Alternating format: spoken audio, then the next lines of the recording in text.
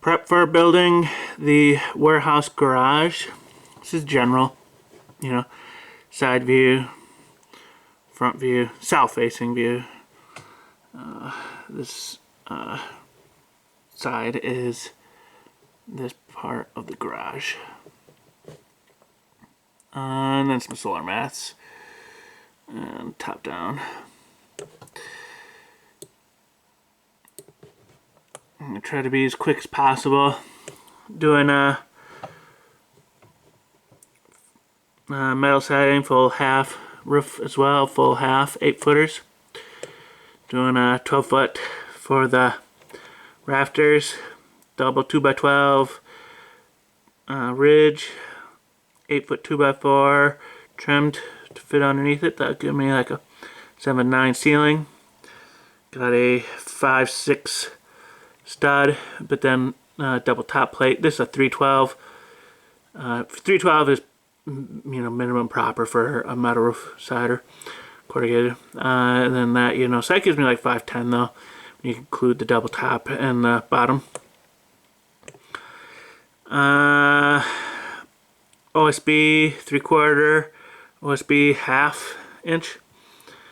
Water, that'll ruin the OSB, so putting, this will be in like a little tray, a big tray actually. This is a 10-foot 2x12 and then another 10-foot 2x12. The overlap in the center, because this is like 19-foot, you know. So they got an overlap in the center. These are those 4-foot 4x4s, pressure treated, left over from job. Part of the reason for this design is to use those 4-foot pieces that I have left over from a job. To save on costs, you know, and then also to save on costs for this, you know. So this is like a, I could have gone with 12-foot piece of metal, you know, but this fits in the car better. So, and doing the short ceiling, you know, this design fits in the thing. I won't hit my head, you know, and this is gonna hopefully allow a little more light onto the shack. Will be back here, you know, right around here is where the solar panels on the shack are. Like in real world, you know, they're like right about here at this angle. So hopefully I'll get some sun on those. Doing the leftover aluminum windows, doing some 2x6 for those headers. I want to say, you know, a 2x12 in general, 2x12s will span unsupported, will span a 12-foot area, and a 2x10 will span unsupported a 10-foot area using it as flooring. And then in actuality, you know, if you look up the Google numbers, you know, it depends on the actual type of lumber and all that. But this is excessively thick, you know. I think I could get away with a 2x10, but this is 5 tons worth of water in total. So I'm going a little excessive. And then I got this down here, these footers. This video is adding this footer and this footer and then duplicating that, you know, so it's 6 total, running back down in there. So if this does develop a sag, I can always throw in, you know, a post and some double 2x4 beam, you know. This will be storage down here. This would be blocking, you know, these cross bracing will be blocking. This is metal right onto the studs. I do have some sheathing up top. And this video is also building a shelf. I have some sheathing on that shelf that I'll be using, and maybe pick up some more for kind of shear strength, but blocking for the shear strength as well. This is treated, you know, cutting it in half so it's lighter, you know, 5-foot by 10-foot panels, you know. I'll be putting some plastic on the bottom and then setting it in place, you know, prefab, plastic, set in place, prefab, plastic, set in place. So this makes those lighter, you know. Treated as waterlogged and heavy, but have them drying. This is like more or less kind of the cost, you know. Figure on it being more because this doesn't include, you know, it's going to be like $500 and screws I don't include in this, you know, another $500 and miscellaneous things I'm not including in this, you know, but that's more or less the cost. This is a 7-foot opening, I think, for fitting these panels. Doing a single window off-centered so I can fit these panels. This is a stair. It's set at 6 foot is kind of like the floor height, and then another 3 foot for that. So this post right here is a 10-foot post. You know, this right here is actually 9 foot, but that gives me a foot to play with for grade differences, or if I want to set it in concrete, because that is a floppy. You know, it'd be nice having the stability setting it in concrete. But then it also rot more if it's set in concrete, so I don't know yet. But I need 10 foot for there. That's the size of the solar panels. It's 12 of them, 320 watts each. I'm gonna pair it with 16 200 amp hour batteries. This right here is what I had for my original numbers in the shack, you know. So I'm going for my final power. This is the final power. I'm 10 timesing it. And then I may add more batteries. This will be a 48 volt system, so any batteries that I do add, I'll be adding in groups of 4. So it'll be 4 across, make it 48 volt, and then 4 deep, you know, for that many amps. But then I may go 5 deep, and that's 20 batteries or something. This was from, you know, maybe 5 or 6 years ago. This was, if you look that up, you know, steps to solve, blah, blah, blah, on YouTube, you might still see this. There was a video on YouTube about it. It still might be there. I went with, for the website, you know, I was thinking Charlotte, North Carolina. So that's what this was, like the number, like 3.34 or whatever is for Charlotte, North Carolina. The number of inverters, the mass, you know, the equations, their explanation, and then that's my numbers. And you gotta just pause it. If you're really curious about this stuff, you'll want to pause it. And you probably want to look up that video on YouTube, but just for, you know, being quick about it, I'm just showing it, the number, the load that you can be putting on it. And I was going to do a chest freezer, their maths. I was going to be doing a, where did it go? Number of panels, their maths, my maths, number of batteries. There's the math I came up. So those were the maths when I was setting the like the original what I needed out here, you know, and then those numbers right there, I did a quarter of that, and that's what I started off with in the shack. But instead of multiplying it by 4 to go what I figured, it's going to be a little more power usage. You know, I wasn't figuring on a washing machine or anything like that, you know. So going 10 times it, you know. So part of the reason for this design is I can fit enough panels to do 10 times what I originally needed, you know. And this, I think, is a good number of panels. And I may end up doing, you know, I'll start with 16. Next trip out, you know, next trip to town, I'm going to be saving and getting this, you know, as part of my main prep is just getting this, because this is maybe like a 20 grand system or something. So the main prep will be getting all the solar equipment, and I'll be able to fit it on this, you know. Doing an off-center window so it fits. These are some interior stairs. Yeah, these interior stairs, the materials for this isn't included in this, you know. So that's like a separate item. It'll be weathered in and all that. I can always build that as a weekend project if need be. I'll just use a ladder in the meantime. 5x5 for the barrels, water barrels. That gives me like a 5-foot walkway around. Doing 3 windows for maximum lighting. Leaving the corners for cross bracing and sheathing, you know. A single window just for airflow. Door, hand making all these doors.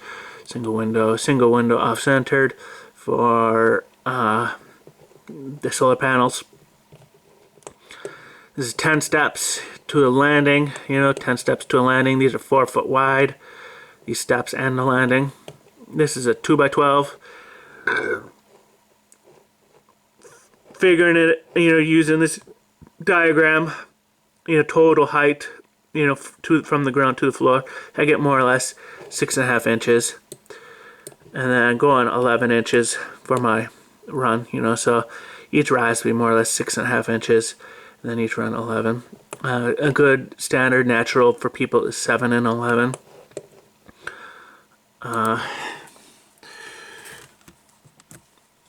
This is like a, I'm gonna be using a pizza box to make my stairs. So doing on a pizza box, you know, figure this is like a square pizza box lid.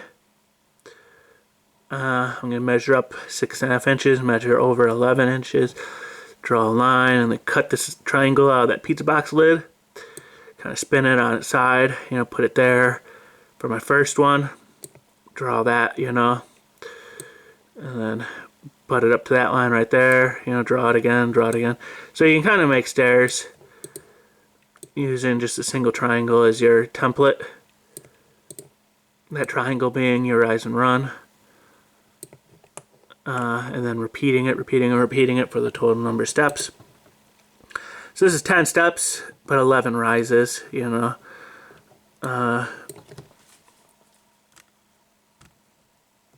No.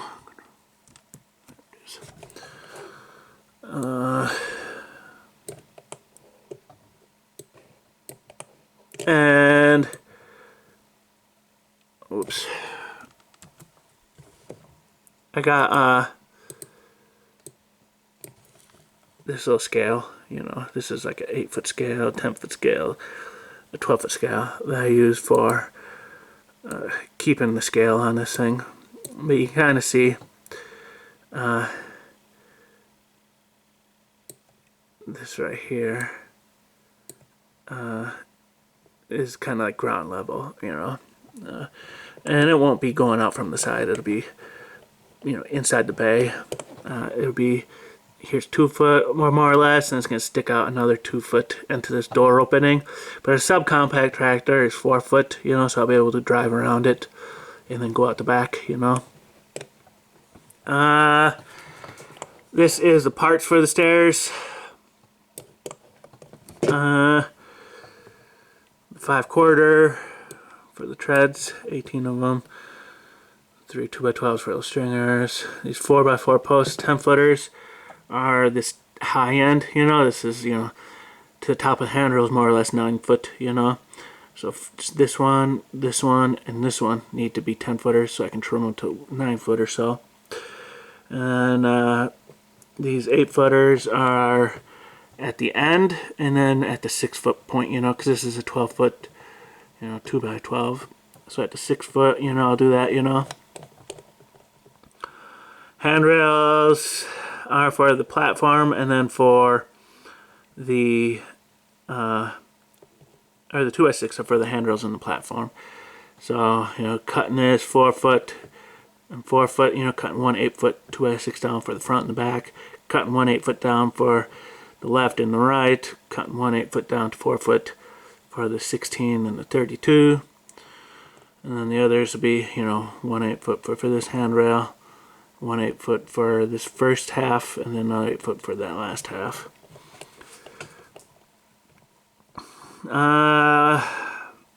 And then 2x4s for underneath the support, underneath, you know, like a T, you know, right underneath that 2x6, and then another 2x4 at the very bottom, and that's what the pickets will be mounted to. So all of these materials except for the stringers, those 2x12s, and these pickets I've picked up, and the concrete, you know, but the rest of this lumber I've picked up, and this video is using that lumber because it's treated, using it to make a shelf, a lumber rack for storing these materials, not the metal, but I need to pick up the OSB. This would be like 1/2 inch OSB. So this is for also the side wall, you know, this wall right here, separating the square structure from the parking garage structure, is going to be sheathed on the parking garage side in the 1/2 inch OSB. And then those, you know, miscellaneous pieces, you know, and this is 52. This doesn't include the skirting materials.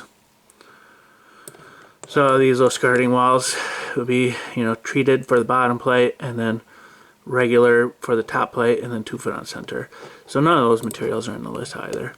The end of this garage is going to be, you know, this is got this high up 6 foot more or less, for this lower portion. And these are more or less 3 foot studs. This is 5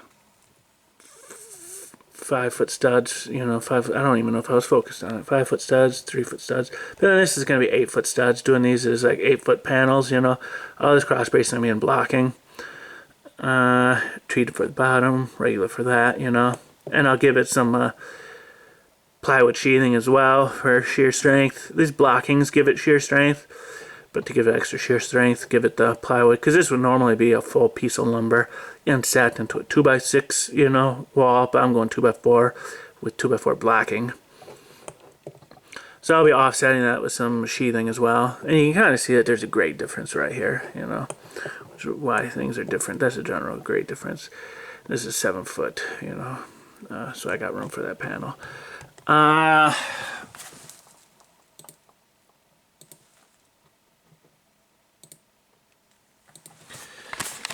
That's in general. This is the treated. This is 59 10 foot treated 2x4s. Just letting them dry. And then there's 8 10 foot 2x4s for the top plates of the skirting. These are some windows. More or less 3 footers. Those, I'll have 3 left over. If I use the amount in that diagram, if I use, I think, the 6 that I have in that diagram, so I maybe got 9 over there. I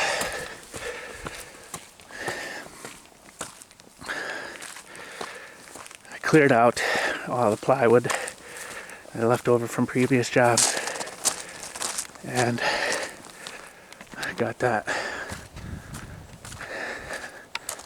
temporarily used on the shelf lumber rack. So instead of offloading lumber materials into the bunker house, I'm going to, from now on, be offloading it into the shelf thing, lumber rack. This is kind of a general thing. These are for the skirting. They weren't on that list. 24 8 foot 2x4s. That was 59 down there. This makes the 60th for all the 10 foot treated I need for the thing. And I ended up getting 3 more bags, but I'm going to start going to a different place because those bags are just Quikrete. Whoever's making it at the plant, they need to fire that person, or they need to recalibrate their machines, because they're sending out bad product. 3 bad bags now, and in the store I felt another bag when I was picking up that load. Felt another bag that felt like it was really bad, just gravelly, So I'll be getting this lumber and the concrete from a different place other than Lowe's, just to avoid the bad concrete. So I got like 128 metals, and it's bad metals, Sometimes you kind of see it's already got corrosions going, but just have them there. This is pond liner. This is just half for an extra prep, for doing fish tanks or for doing roofs. These are 10 by 10, so you can do a 3 foot down, 3 foot over to make 6, 3 foot up to make 9, and you got 6 inches for nailer. For doing like a 3 by 3 by 3 cube for fish farming. There's Google Maps for how many pounds of fish you can get per gallon of water, so I can do a couple of fish, catfish in here, maybe like 5 catfish in each little pond, and they'll get to a nice eatable size, before they stop growing bigger, because fish grow to the size of the water. Anyway, so this is the stairs, these are, 5/4 by 6 by 8, 6 of these. This is the decking, the treads. 6 of them I've already cut to 4 foot. These are 8 footers, cut to 4 foot, because that's like the stair width and the landing width, These are the 8 foot 4x4s for the lower handrail, and then the midway handrail at the 6-foot point. These are the 3 10-footers for at the landing, you know, like this right here is about the landing height, you know. It's gonna be a tall structure. 2x6 for the handrails, you know, those are full 8-footers, but they'll be cut down to something like 6 foot, you know. Once I'm actually building it, I'll get that exact number, but it'll be more or less, you know, 6 foot. 3 of them, so that's 3 of them. 3 of them, the other 3 of the 6 are cut to 4 foot for the landing, you know, so that's like the front of it, the back of it, the left side, the right side at 16 inches, and then this front one maybe at 32 inches, you know. So that's kind of those things. There's the support for the handrails, the things that the pickets be nailed to, 2x4s. And then, you know, I had the stairs are only 2 of these, so the center one is just one of those 2x4s. So this lumber right here is all the lumber that's needed to make the stairs for over there, aside from the stringers and the pickets. And then these 5/8 plywoods were, you know, scrap leftovers from previous jobs. This is 3/8 scrap. 3/8 was from previous jobs, you know, scrap 3/8 from previous jobs. Got that, you know. These are like some low 10-12 inch rips, you know, and then some full 2-inch rips. And then this was a prep, you know, these 2 pond liners were preps, scrap, and then, you know, build, you know, for this build. So this video is making that, so I got a place to put it. So this is like 13 inches, ripping my 3/4 inch plywood in half. That makes 2 stacks, each about 13 inches. So it's like the 3/4 plywood is going to take up this bay, you know, over here, this bit plus this bit, you know, my 1/2 inch go right there. You know, I got some lumbers right here I can put, you know, let's say 2x12s right here. Put maybe like 10-foot 2x4s, maybe some 12-foot 2x4s at the bottom, you know. So it's going to take up this whole rack. This is 16 deep. My longest is 12. It's not going to take up the whole depth. This allows rain in this way, but I'm just going to be pushing this stuff, you know, about, you know, whatever this is, you know, about, you know, my arm length, maybe like 18 inches in. It'll stay dry. I'll be putting that over each pile, you know. This gives me a dry place to put it, and an organized place to pull from when I'm actually building. So it's kind of and, you know, I'll be using this shelf for the next, you know, 3 months, maybe 4 months, maybe, you know, as I'm collecting these materials, wrapping up down there, and then as I'm actually building. So it's kind of cool repurposing a set of stairs into a thing of shelves. So it's kind of like the enjoyment factor, but also the functional factor. While it is just temporary, I will still be using it for several months. The other part of this video is doing these footers. So this is the drive-through bay, you know. This will be kind of ground level, but then this square is the, you know, actual storage side of it. This will be the 6-foot floor, you know, starting off with these 4x4s, you know, and then doing the beams for another foot, and then the flooring for another foot, which are bringing up to 6 foot. These ones I did just, I don't know, on one of my like vacation, you know, like long day. Oh, I did like a week vacation when I was at my last job. I actually stayed there long enough to get a vacation. That's when I did these main footers, but I'm adding these, you know, in between those two, in between those two, in between these two, and then, you know, between there, between there, and between there, doing these. So 6 more footers. These are just splice plates that I've cut and flared. I'm using post hole digger, going down 6 inches. So this is like $2 and $2 for $4 total for this. But a proper one would be a lot thicker metal and beefier and all that, but it would be like $15, $20, you know, which is just a waste of money. So like before this metal tears, it's just going to pull these footers out of the ground. And it's not going to pull the footers out of the ground because it's going to have 5 tons of water in it, you know. So saves money, and it's just all that's needed, you know, kind of DIYing my things. But so this video is putting in these 6 footers and building that shelf. Welcome to Understanding the Times Radio with Jan Markell, radio for the remnant, brought to you by Olive Tree Ministries. Today, Jan Markell opens by reviewing some of the most significant stories of the year, and particularly as they relate to what the Bible calls things to come. Then we hope you'll enjoy an uplifting segment reminding us we are one day nearer. Here is today's program. Welcome to the program. So glad you could join me for the hour. Perhaps some of you will recall that as each year winds down, I like to review and see how Bible prophecy was fulfilled or has elements of fulfillment throughout the year.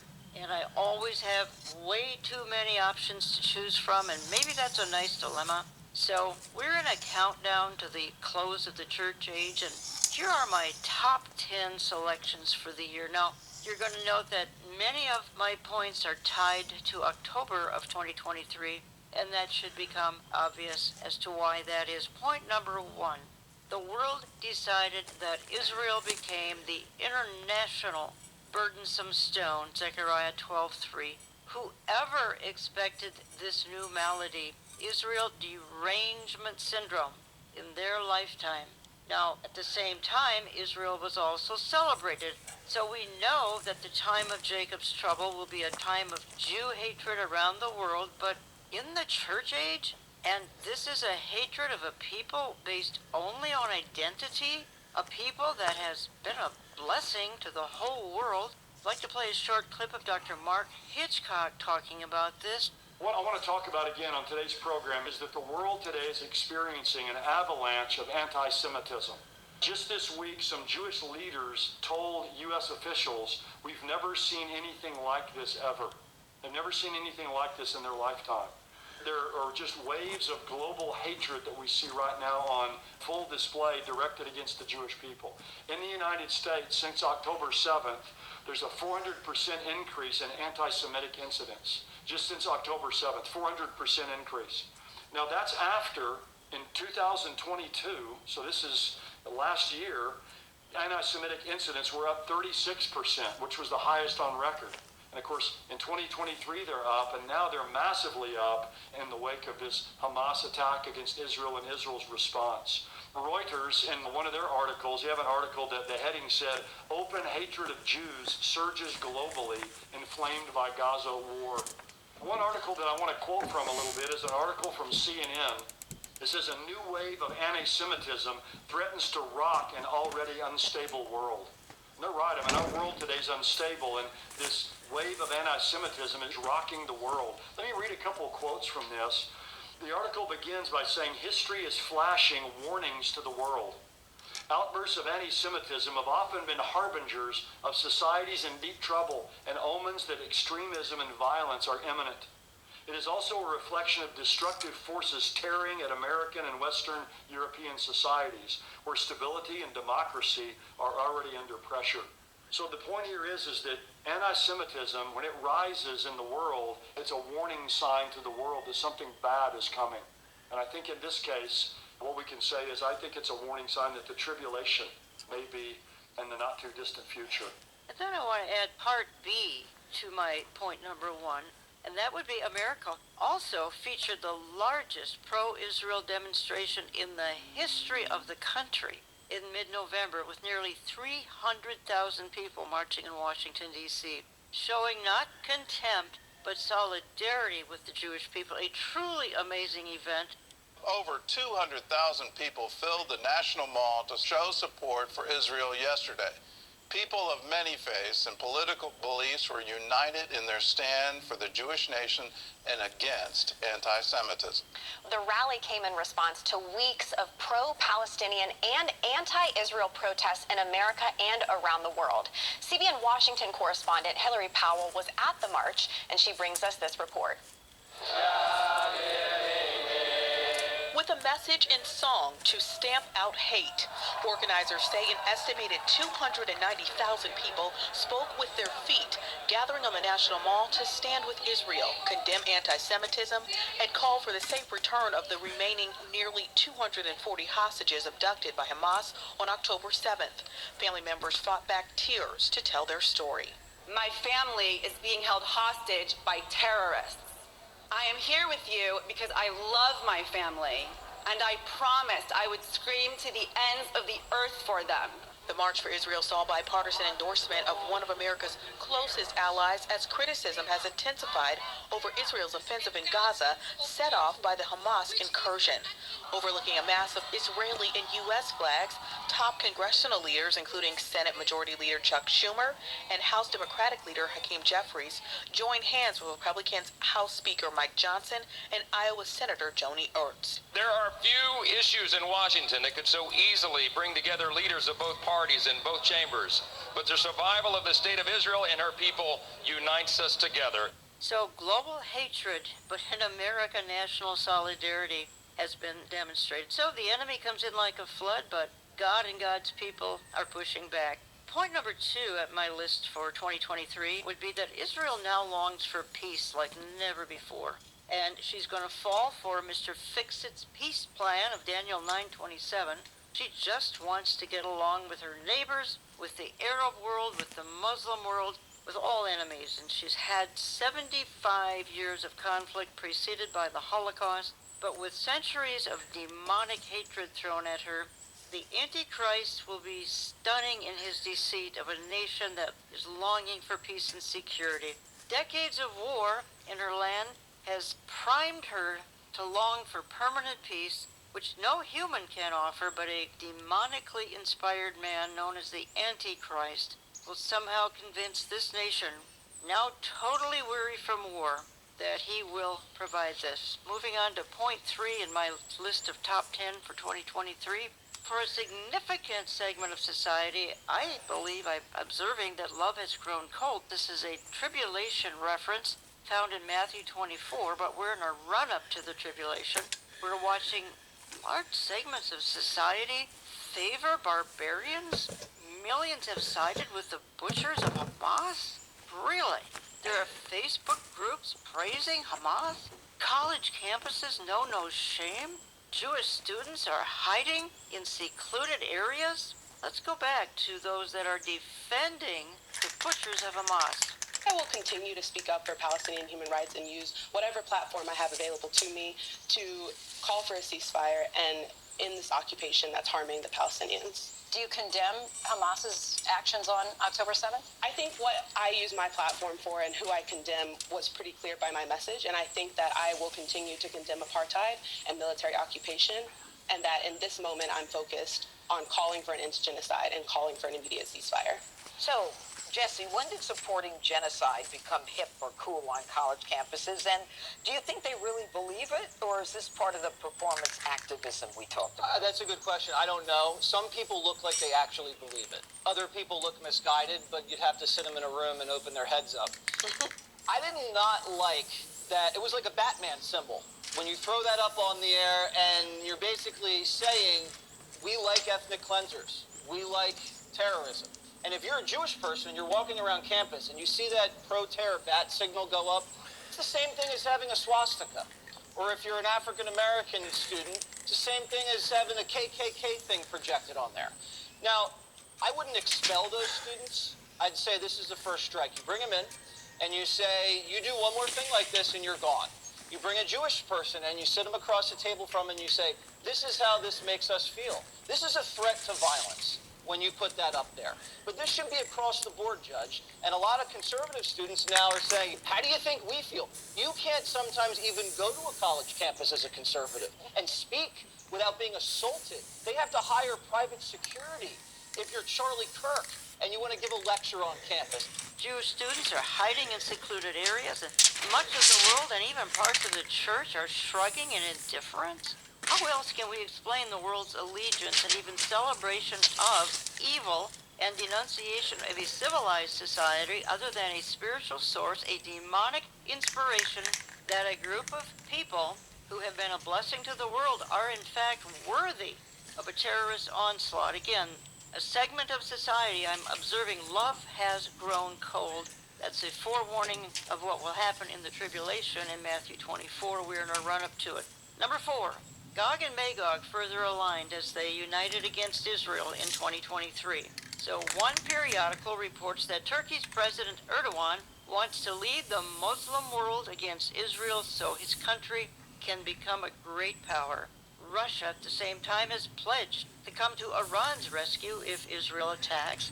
The 3 power players of Ezekiel 38:39 are Russia, Turkey, and Iran. They are aligning more every day, and particularly in 2023.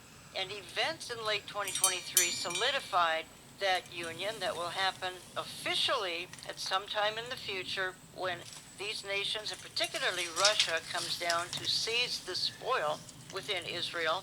So watch for further alignment of the Gog-Magog Ezekiel 38:39 alliance in the new year, but my goodness, how they aligned in 2023 is just stunning.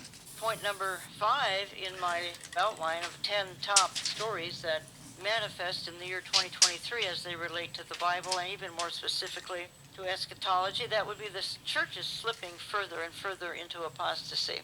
Many reveal just terrible theology that has encouraged them to remain silent during Israel's greatest crisis since the Holocaust.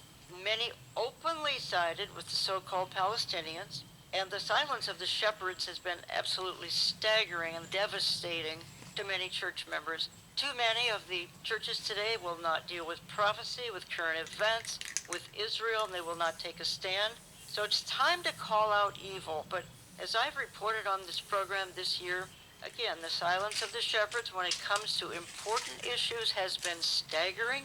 And this is driven, I believe, mainly by theology, a little bit by politics, which would declare Israel to be a rather insignificant player in our times. I am hearing that people have left their church of years and even decades as a result in the last couple of months. Moving on, this is a very, very encouraging point, I think. Number 6, the Jews are coming home in greater number than ever, and more are open to the gospel. Since the October 7th Hamas attack, there has been a 149% increase in interest from Jewish French citizens and an 81% increase from North American Jews. And the trauma of Black Shabbat, or Black Sabbath, which was October 7th, will leave deep scars on the nation and the people forever, but the crisis is driving the Jews to seek God like never before. Many are leaving secularism, mysticism, and more to call out to the God of the Bible. There are 2 things that are happening. There is a major return of Jewish people back to Israel right now, like never before.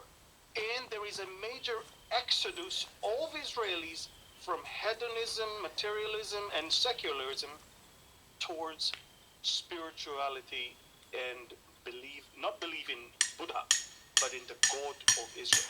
Let me show you a photo. In the heart of a war zone, it was so important for the Jewish people to pray. Those soldiers are now, they're more into praying that they brought 4 bulldozers to create a synagogue that is well protected, and they prayed right there. Look at this, the most amazing synagogue on planet Earth, made of 4 gigantic bulldozers, because the war will not stop them from praying. If that's not enough, almost every building they're entering right now where they stay, they place a mezuzah on the doorpost. And if that's not enough, they know they're going to stay there for a while. They just open a synagogue in Beit Hanun. I'm teary because you have to understand something. This country was running away from God. They were about to kill each other for a public prayer in the streets of Tel Aviv just 2 days before the massacre. On the day before the massacre, the Supreme Court, it had to rule whether Jews are going to pray outdoors in Tel Aviv. And today, they are flocking to believe and to pray and to get stronger and stronger. Now, some of you might say, yeah, but they don't believe in Jesus. Yeah, but you have to first believe in God. You have to first believe in the Word of God, and that later on, I can show you through the Word of God who the Messiah is. That was our good friend Amir Sarfati, Israeli Bible teacher and prophecy teacher. You're listening to Understanding the Times Radio. I'm Jan Markell. Every year about this time, I like to review some top stories that have taken place in the year. looking back, particularly stories that I think are rooted in the Bible that would be in the category of prophecy that's coming more and more to be fulfilled as we wind down the church age. So I'm just giving a quick lineup of the 10 top stories. Again, there are far more than 10, but these would just be the 10 that I have focused on. And again, as I said in my introduction, a lot of them play off of the terrible tragedy that took place October 7th, Israel versus Hamas. Moving on, I've covered 6 points. I'm moving on here to point number 7. That would be the rise of strong delusion, 2 Thessalonians 2. I just see it intensifying and see it abounding. Some examples here. The Biden administration continues to give Iran billions and billions of dollars. This is delusional, folks. The White House expresses deep concern about Islamophobia, but not anti-Semitism. What thinking mind comes to this conclusion? Only a deluded mind, just steeped in strong delusion. The Biden administration gives hundreds of thousands of dollars to U.S. mosques? Really? We have seen young people praise Osama bin Laden in spite of the reality of radical Islam. A disturbing document written 2 decades ago by the mastermind of the 9/11 attacks is resurfacing on one of the biggest social media platforms in the country. Osama bin Laden's infamous letter to America, which condemns the United States for its support of Israel, is now going viral on TikTok, and it appears to be gaining sympathy. Of all the things you can never imagine, the words of Al-Qaeda's former leader ringing true with some TikTok influencers who are encouraging others to read it for themselves.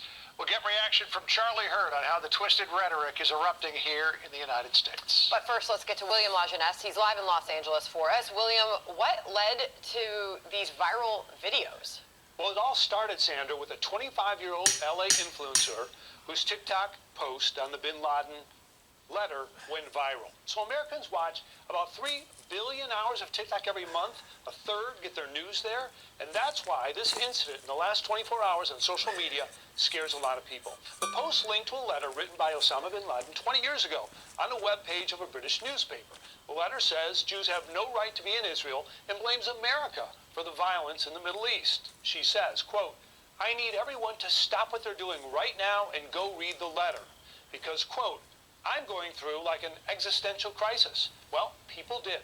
That video got some 2 million views and 200,000 likes, with most saying they too feel angry, manipulated, and lied to by the media and U.S. schools. For someone on TikTok to somehow suggest that this is America's fault or that bin Laden, who killed thousands of innocent Americans, was right is absolutely disgusting and further evidence that we need to ban TikTok. So the conversation then migrated from TikTok over to Reddit and Twitter, where hundreds of thousands agreed with her video and posted similar views on the anti-American letter, with no context on bin Laden, 9/11, or beheadings celebrated by Al-Qaeda. At that point of media consumption, it becomes hard for young people to know that there are disconfirming views out there, and so they tend to believe narratives that they are exposed to through social media and through each other. Well, folks, it's just end-time strong delusion, as is the solution in the Middle East is a Palestinian state. That's delusion.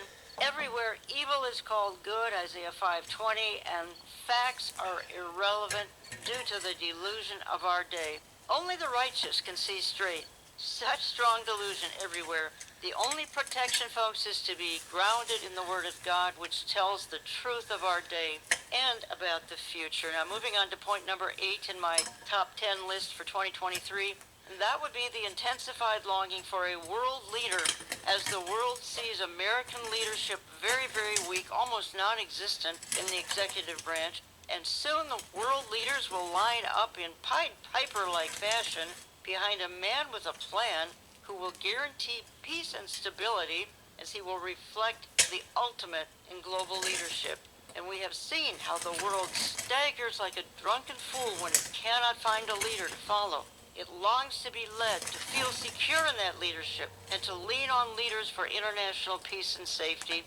And Israel particularly longs for that leader in light of the leaderlessness of Washington, at least in the executive branch. Moving on to my point number 9 in my top 10, and that would be the intensification of perilous times, and that's outlined in 2 Timothy 3. And that would include the intensification of violence and just plain the spirit of the Antichrist. We are warned now, which is a terrifying thought, of October 7th copycat attacks around the world even. America's southern border invites chaos. Rogue nations are threatening with nukes. World war seems inevitable, and the tribulation hasn't even begun. This has all accelerated this year to levels no one thought imaginable. It's like there's an Antichrist or a spirit of Antichrist on every corner of every capital of the world. Here at home in the United States, FBI Director Christopher Wray yesterday warned the Bureau is seeing a spike in domestic threats. We've got to be on the lookout, especially for lone actors who may take inspiration from recent events to commit violence of their own. Here with what that means for Americans, former FBI Special Agent Nicole Parker. Nicole, thanks for joining us today from Miami. Thank you. Christopher Wray is talking about look out for lone actors. It just takes one person. It just takes one person who thinks that they have been activated by the Home Office, and next thing you know, it's trouble. That's right. It's obviously a very huge concern right now, and all hands on deck across the FBI and in all of law enforcement and intelligence agencies.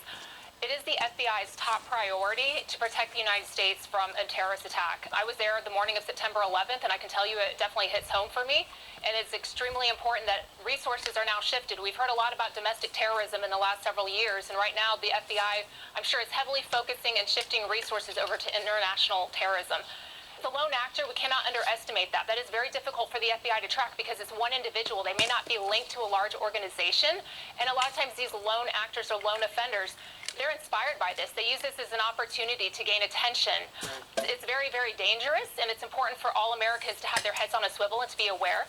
The radicalization process right now is very different than it was around September 11th of 2001. If you think about it, we have social media. The online presence is overwhelming now. They're going to be using different means to recruit individuals to participate in terrorist acts. So we cannot underestimate the lone offender issue. That's a serious risk for our country right now. Well, again, the intensification of those perilous times of the last year here of 2023, more perilous, I think, than the setting nuclear conclusion to World War II is what we're facing now and into the future and near future and even distant future. So moving on to number 10 in my top 10 list of stories that I think were notable, and particularly notable because they tied to the Bible and to eschatology or Bible prophecy in 2023, and that would be the explosion of global reprobate minds, Romans 1. Things have taken a dark turn unlike anything seen in modern times. The world has become unhinged on a greater level than even in World War II, and people clearly, they've just plain been given over. Up is down, black is white, men can be women, and vice versa. Israel is apartheid, but Hamas are freedom fighters. Normal or godly thinking does not come to these conclusions. Only reprobate mind thinking, which is promised to a last generation, and we are here. Romans 1. Now, I could be listing 110 markers that reveal that the hour is very, very late, and you cannot tell the players without a printed program, and of course that would be the Bible, the most accurate chronicler of world events that we could ever have been given. And I hope you're reading it on a very, very regular basis.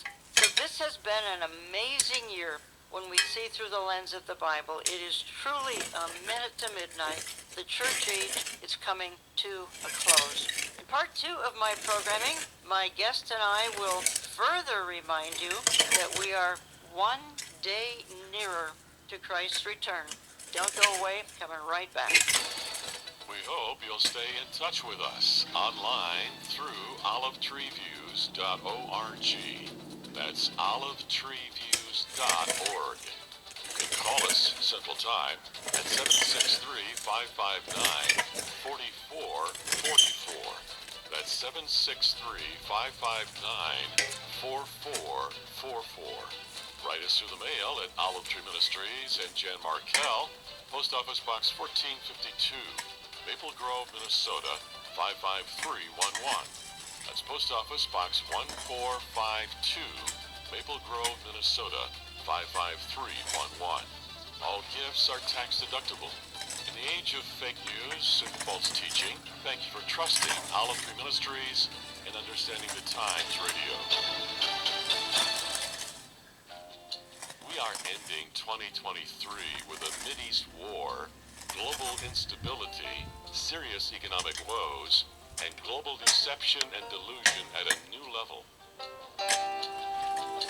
If we don't hang on to the many biblical promises that God has everything under control, we will sink into despair. Thank you for allowing Olive Tree Ministries to help you understand the times this year. We don't want to just inform you, we also want to encourage you that you are here for such a time as this to be salt and light in a world growing seriously dark. There is often darkness before the dawn. Do encourage one another as Hebrews 10 exhorts. We'll continue to broadcast the good news and troubling headlines this year and into next year as we look up and await his return.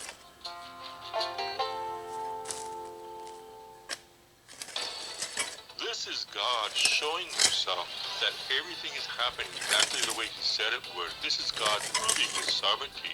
And that's what's so amazing about Bible prophecy. And that's why it's so important that we understand what's going on in Israel today. We know you can't always be by a radio, so if you miss a program, visit our website, olivetreeviews.org. That's olivetreeviews.org, and then go to radio, where we feature both the audio and video version of our program.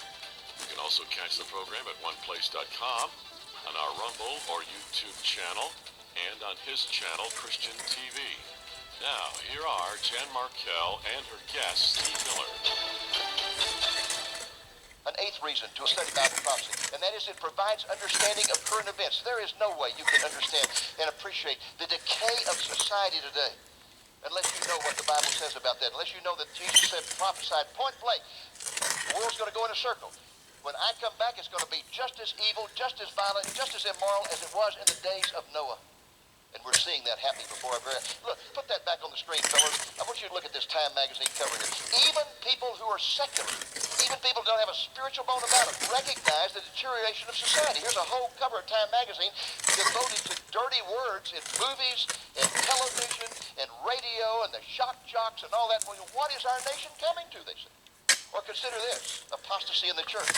Who would ever dream just 20 years ago that we would live in an age where denominations were endorsing homosexuals as bishops of their churches and even advocating marriage between homosexuals? That is how fast it has deteriorated. It's amazing. I know a bishop of a church, of a major denomination, who wrote a book about 5 years ago in which he denied the virgin birth, denied the miracles of Jesus, denied the second coming, and argued that Paul and Timothy were homosexual lovers. Why does he even bother?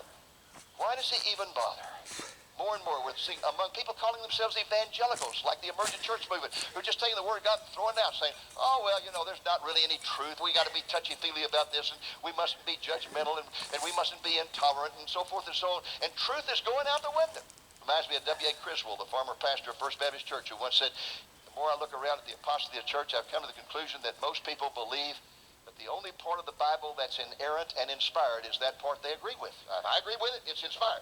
If I don't agree with it, it's not inspired. Got to throw that out, cut that out, get the scissors, chop on it. That's where we are today in the apostasy of the church. Or consider the Middle East.